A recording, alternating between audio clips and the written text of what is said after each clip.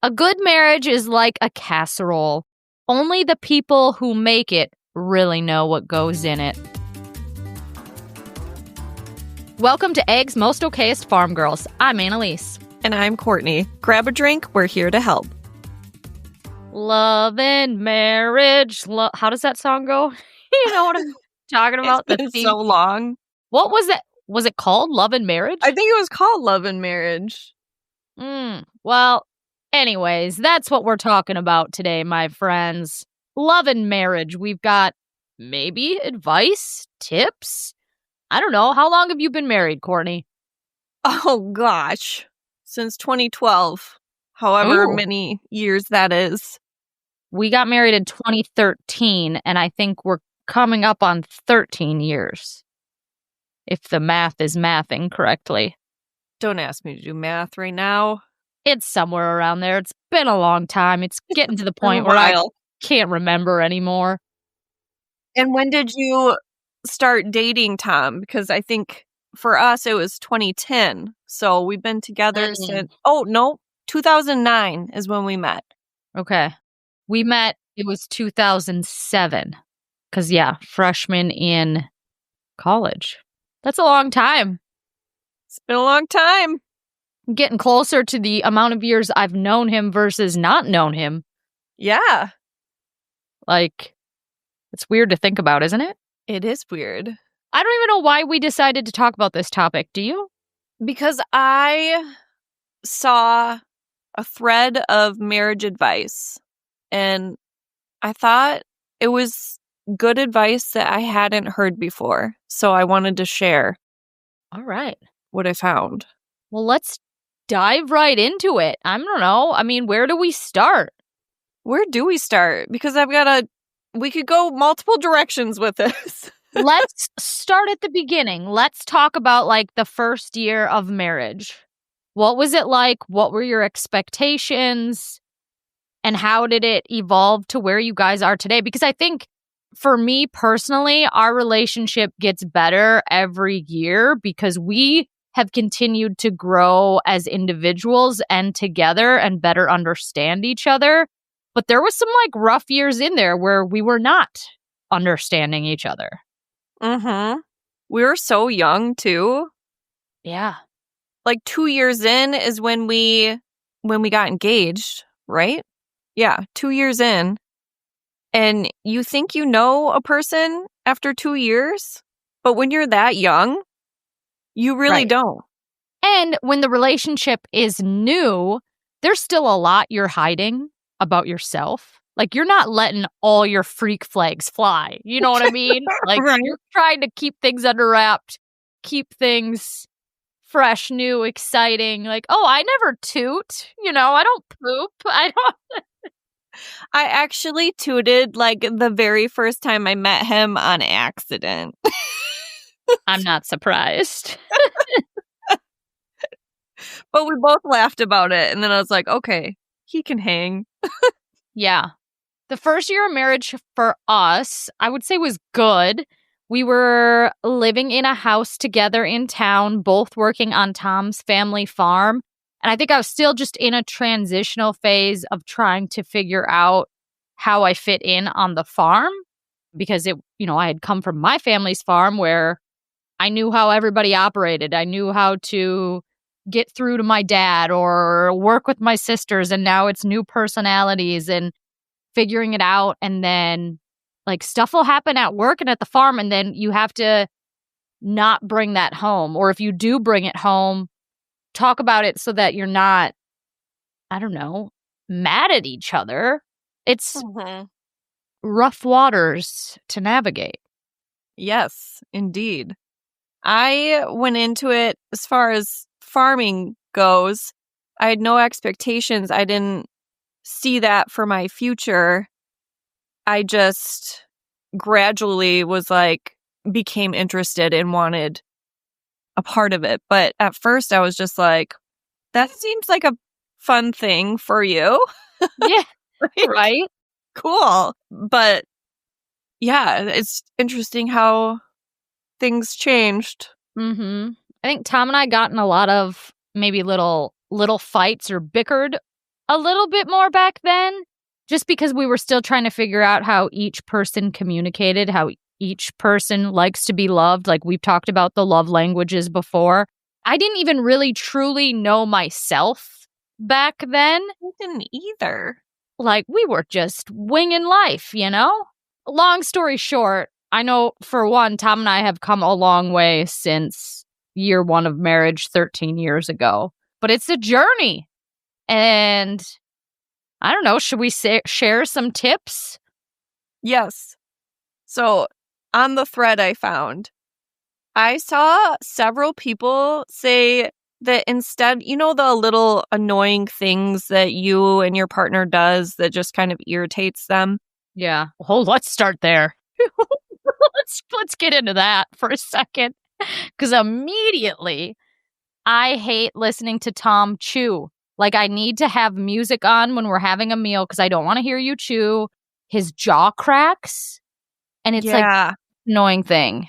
My mom's jaw does that too. And I'm like, can you tell your jaw to be quiet? Yeah. Trying to eat over here. I mean, I love them, but goddamn. I know. The chewing really gets me. Just in general, just stomping around, being loud, especially at night. Like, just no awareness of just being loud as hell. Yeah. Ugh. Okay, anyways, back to the tip. Go ahead.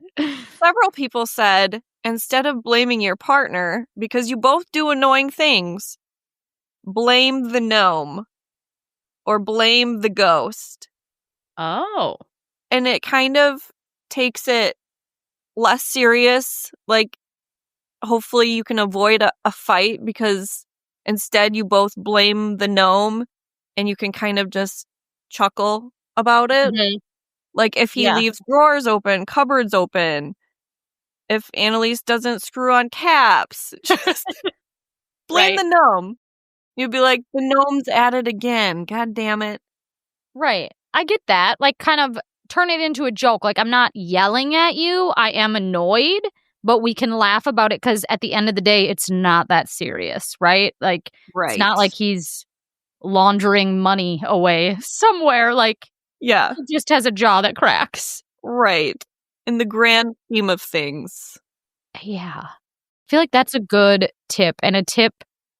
Like I wish I would have had that mentality early on. I think early on in marriage, I was way more self-involved and probably did blame Tom for more things because you just don't have that at such a young age, that self-awareness or that mentality to realize like nobody's perfect.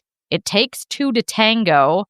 You're just more like, well, I know what I'm doing and how my feelings are and what my intentions are, but you're not thinking about that other person. Good tip.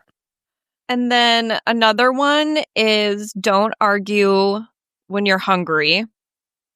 Don't do anything when you're hungry. Don't always say eat a word until you eat a snack. It's amazing what a little snack will do. A little snack, a little treat. Yes. And one of my followers also said, like, not just eating snacks, but try and just go to bed in the next day before you get angry and start an argument. Like, if you sleep on it and the next day, usually you're not even mad about it anymore. And it was something small that seemed like a big deal at the time, but really it's not. That's good advice. I struggle with it because when something is on my mind, like I want to talk about it immediately. I want to hash it out, but I get what you mean. Like sometimes it is better to just go to bed, sleep on it. If you are still upset about it in the morning, now you can talk about it, but probably you're in a much more calm headspace than you were the night before. Yeah. And you can think more clearly. Mm-hmm. I'm just so impulsive. I can't turn my impulsiveness off.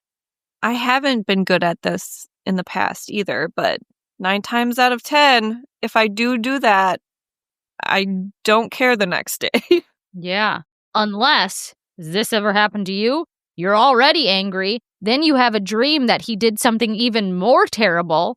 And then the next morning you're like, I can't believe what you did in my dream last night. I know. And he's like, I didn't do that. That's a dream. And I'm like, I don't care. You really pissed me off. You Yes, hurt my feelings. I'm having feelings. Yep. What other tips do you got? A lot of people said 2 blankets, 1 bed. Oh. Don't try and share a blanket. To me, that's not a big deal because Aaron, like, always kicks the blankets off of him. I feel like Tom would appreciate having his own blanket, but then where would I put my cold, freezing feet? Because I wouldn't be able to get them underneath his legs. That's where they go. That's where they go. Does he like that? He's got ice packs under him? We're 13 years in. He's used to it now. Yeah. Oh. I also polled my audience for some marriage advice. And I got the go to bed mad, sleep on it, come back the next day with level heads. Do not sort cows together, which we've talked about that many a times. Look, we're going to sort cows together. Things are going to get said, but what happens out in the pasture or in the cow lot or whatever stays there, you know? Yeah. We know that by now. Someone else wrote, I'm still winging it, but I'm apologizing and I should take her advice more often. Now I listen. That came from a man. Good for you. Yeah, like that listening, communicating. I think sometimes we do get way too into our own thoughts, feelings, words, and we're not listening to the other person. Mm-hmm. And most likely in a relationship, there's probably one person like me who talks too much and has too many feelings and is a little overpowering. And then there's the other person who it's like pulling teeth to get him to say 2 words. Yeah. Same situation in this household. Yeah. Learn your partner's habits. If they're always late, add time to the time you need to leave by. I've learned that. I will now lie to Tom and be like, we need to leave by blah, blah, blah. Because, I don't know, just with the farm, things are always happening and he always comes in last minute. And it can be frustrating because when we're getting ready to go somewhere, I'm responsible for myself, the children. I usually pack even Tom's bag. I pack all of his shit. All he has to do is show up and get in the car and drive. Sometimes that's a little frustrating, but... That is frustrating. Same situation again here. Like all morning you focus on getting the kids ready, getting yourself ready, and then they just get to walk in here and go.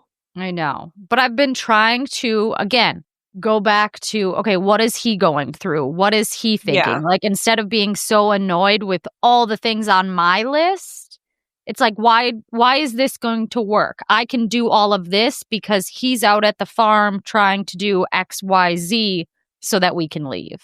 Right. And when you have that mentality, I think it makes you less angry. Right. Yeah. That's what I'm trying to remember too, is just to have gratitude and think about what he's wrestling around out there on the farm. Yeah. I feel like gratitude is huge. Like that was my number 1 tip on my list is leaving your partner love notes. Or just last week, I texted Tom, thanks for all you do, because he takes out the trash. He's responsible for paying the bills. I mean, the main man at the farm, like I work there too, but I don't have as many responsibilities on the dairy as he does. And I know that can be like stressful. And so just taking the time to text him like, thanks for all you do, and listing out those specific things and I'm like, they're the worst things. Like, I'm glad I don't have to do them. And he texts me back. He's like, thanks for all the things you do. And he listed them out and was like, they're the worst things. So it was like, okay, we're doing different things, but we both have the same goal, you know? Right. And taking the time to show that gratitude makes it easier, makes it better, makes you a team. Yeah. Showing that appreciation for one another goes a long way. Teamwork makes the dream work. Okay, Annalise, hear me out. A conference for rural women, but there's a DJ and a tattoo artist. Ooh, hear me out. A conference for rural women, but there's cocktails and we make friendship bracelets. Okay. What about a conference for rural women, but there are no boring speakers and we just discuss goals over dinner? Oh, girl, you're speaking my language. Luckily, this is exactly what we're doing at Four Shits and Giggles, an event we are hosting for the second year in a row. It's going down January 17th in Sauk City, Wisconsin, and tickets are on sale now. So don't sleep on this. It's going to be a rootin' tootin' good time. You're going to want to be there. Do you guys leave little love notes to each other? No. No. I do send text messages, though, like you said, just randomly thanking him for doing all he does. Yeah. We do notes every once in a while, especially like if I'm leaving or he's going somewhere. But just like a little surprise note on the coffee maker, like, hey, love you. Or a dirty joke. You know what that son of a gun did the other day? He drew a dick on my planner, on my to-do list. And then Sage saw it and was like, what is this? And I was like, well, it's a clearly. Rocket ship. That's what I said. I was like, clearly it's a rocket ship. She's like, well, this part looks like a butt. And then she calls her brother in. She's like, come here and look at this rocket ship Dad drew. It's terrible. I'm like, Tom, you can't just be drawing penises everywhere. Man, that's such an Aaron move, too. I have, like, the only cookie cutters I own in this house are penis cookie cutters. And so one time I was... Why? I don't know. It's just all I have. Okay. And one time I was desperate to make cookies with the kids. And so I pulled out the dick cookie cutters and I just told them it was rocket ships. Because I didn't have any other options. You could have just rolled them into balls. No, that's not as fun. Oh, okay. Dick cookies over there then. All right. We decorated them like rocket ships, not penises. Anyways, leave little love notes, draw tiny penises, whatever floats your boat. That's also very important, is keeping your humor through everything. Yeah, I agree. Especially if you're married with children, you gotta laugh or you're gonna cry. It's tough, especially in those early years. Like, I remember when the twins were babies and Tom and I would be up in the middle of the night together. Kids are screaming. We're on the floor looking for a pacifier. He's walking around like a zombie. And you could just like cut the tension in that room with a knife. Like, I couldn't even see him, but I could feel the tension. Yeah. No, humor and just like, remember, like, this is your best friend. You have to joke around, keep it lighthearted.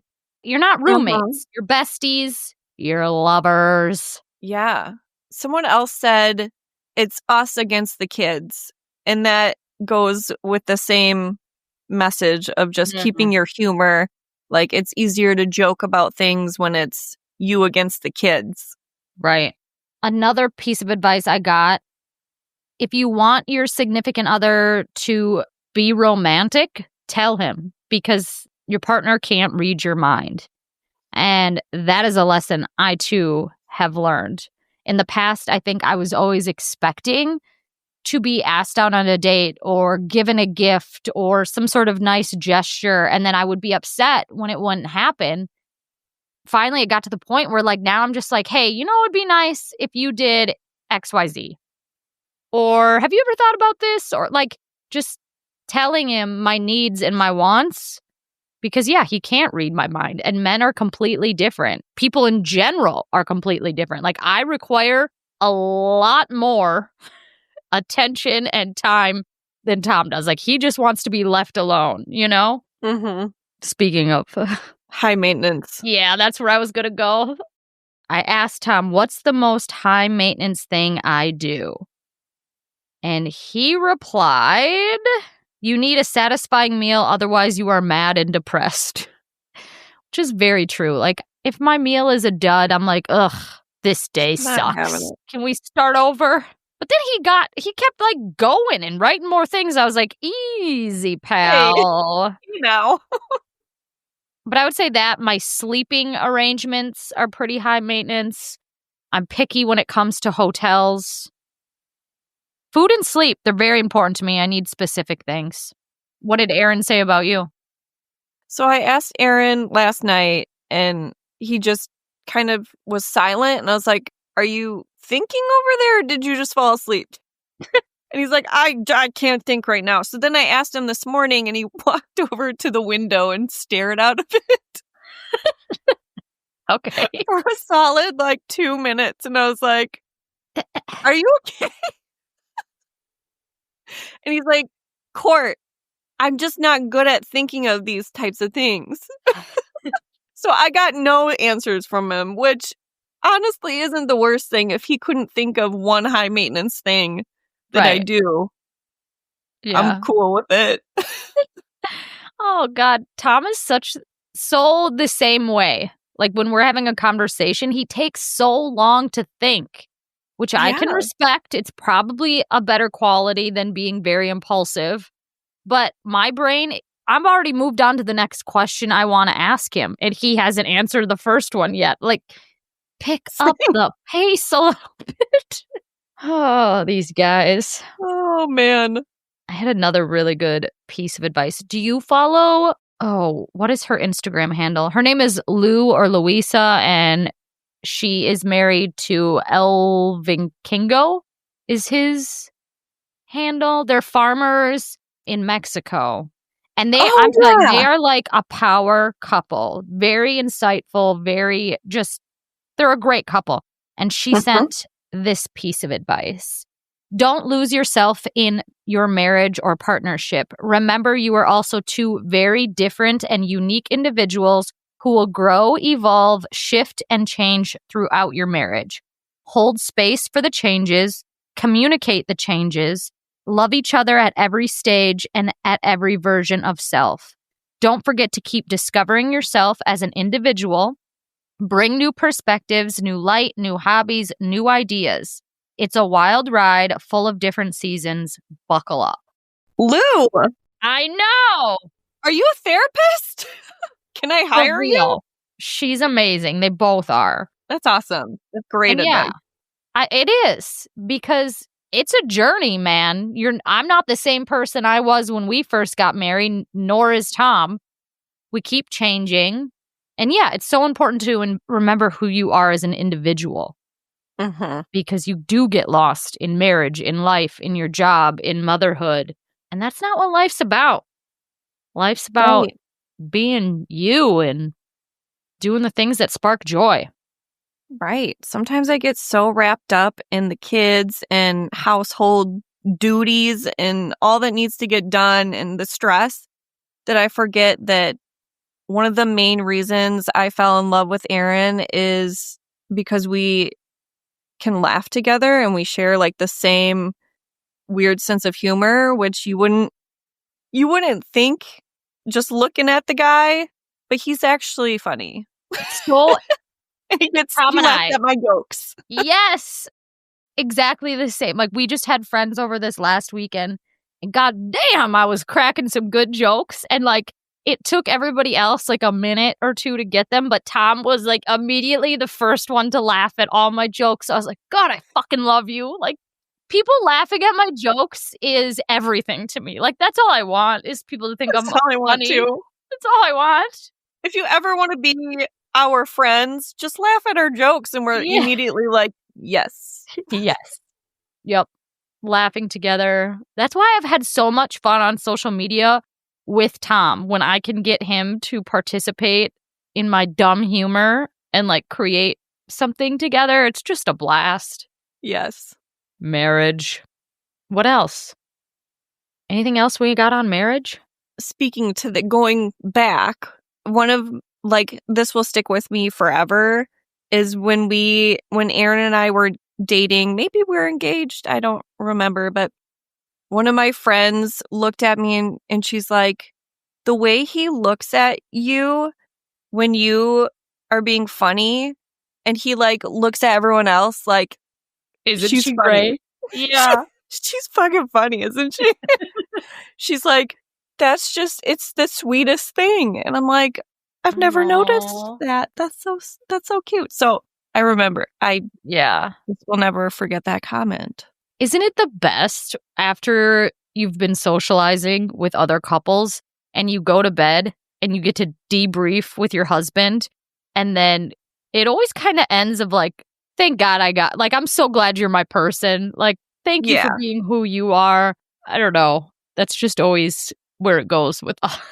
Yeah. I don't know if that's mean or not, but it's true. just grateful. All right. Let's move on to what the hell. Courtney, what made you go what the hell this week? Oh, we don't ever talk politics on here ever. But importing Argentinian beef? Right. Not a fan. It's fucking wild to me that. What happened to America first? Right. What's going on? It's all very confusing to me. Because is there even a beef shortage? Like, why? I get why the prices are the way they are, but I know, like, so many dairy farmers are using Angus semen. We're doing it, so we're getting a pretty little penny for our Angus crosses that we're selling. Plus, there's just the beef industry on its own. Like, what is fueling these? They're saying that beef is not affordable. And I just don't get where that's coming from, because you can buy a pound of my ground beef for $6.50, or you can buy a box of Pop-Tarts for $6. Like, so what do you mean it's not affordable? It's everybody's perspective. I think everybody wants, they want the good stuff to be cheap. And when I say good stuff, I mean beef, produce, like real whole foods. But then, they'll go buy soda, coffee at the coffee shop every single day, which is $6 for a cup of coffee. Like, make that shit at home and buy some goddamn beef, because beef is good for you. Right?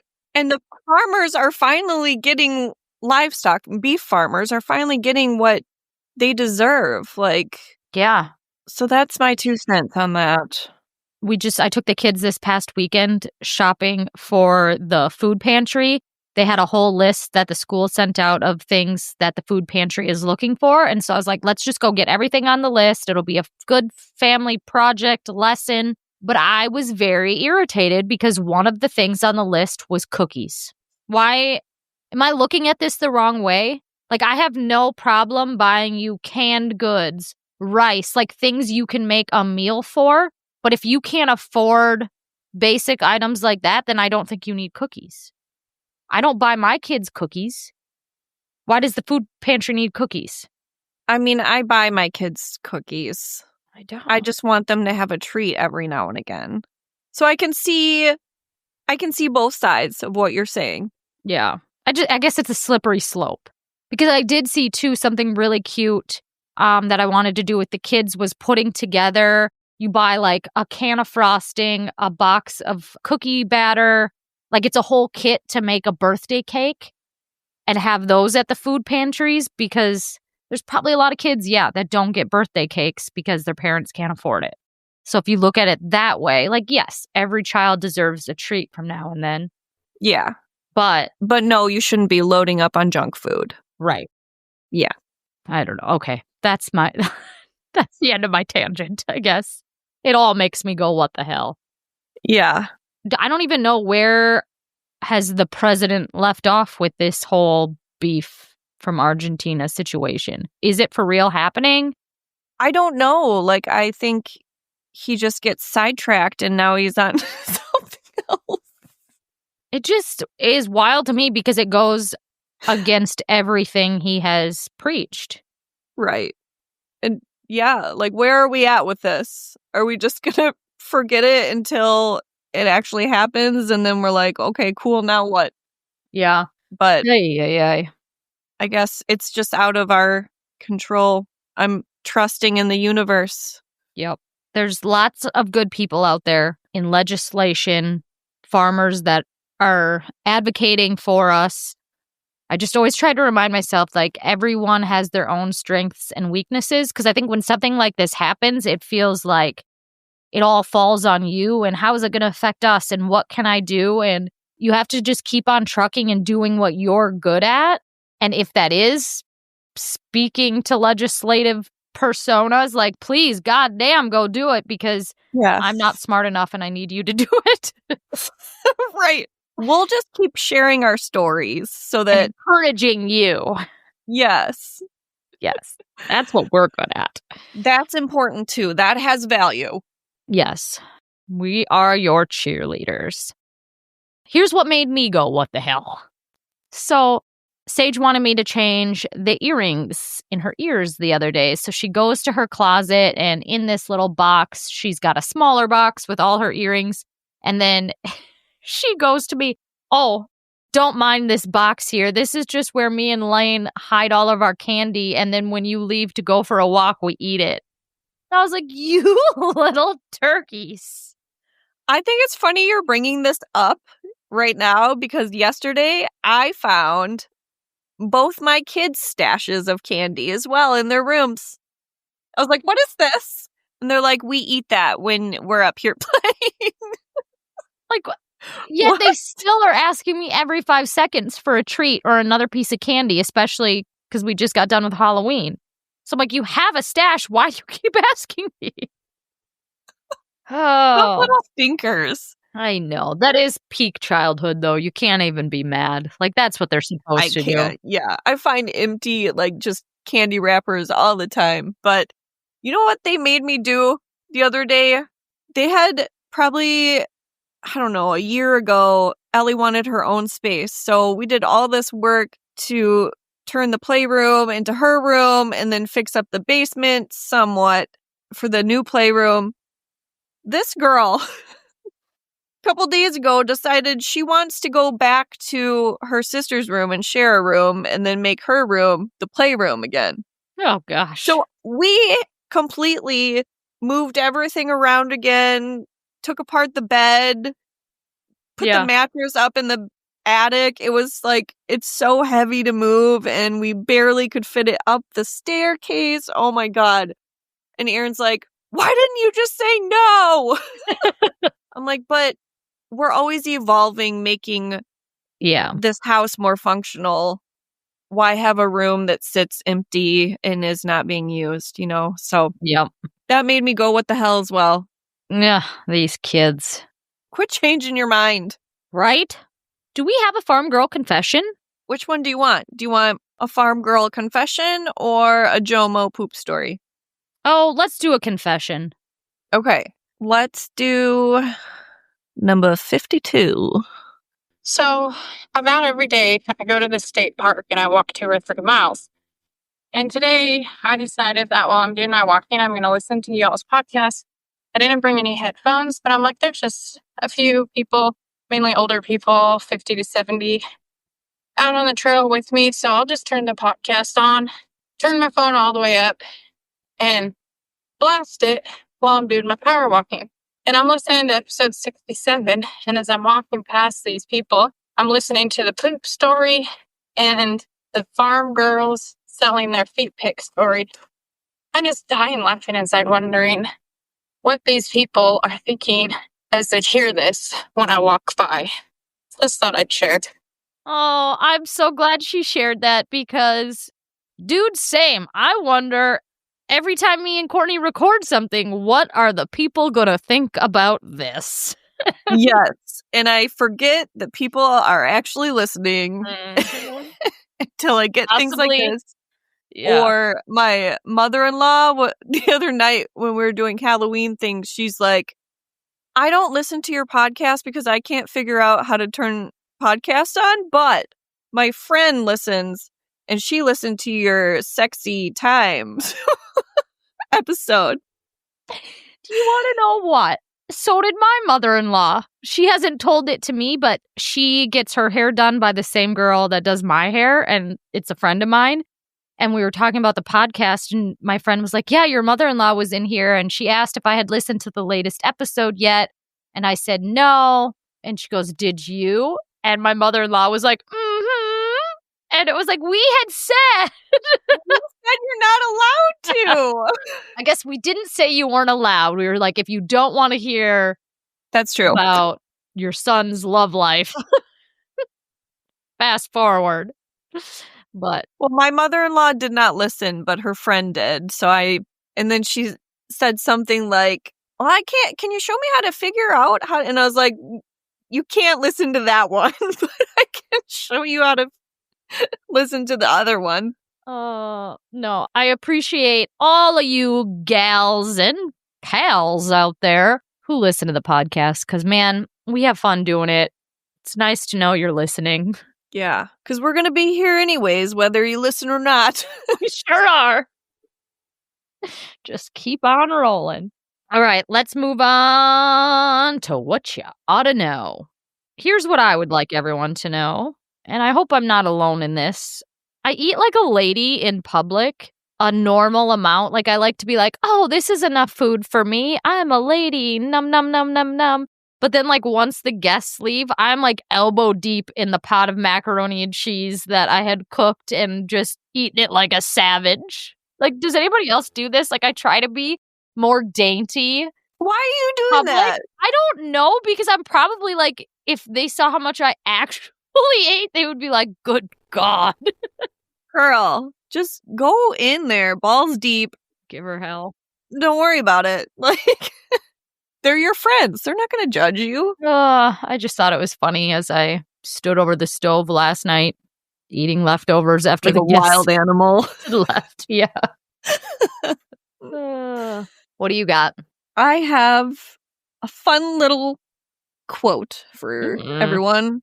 Rejection is a redirection to something better.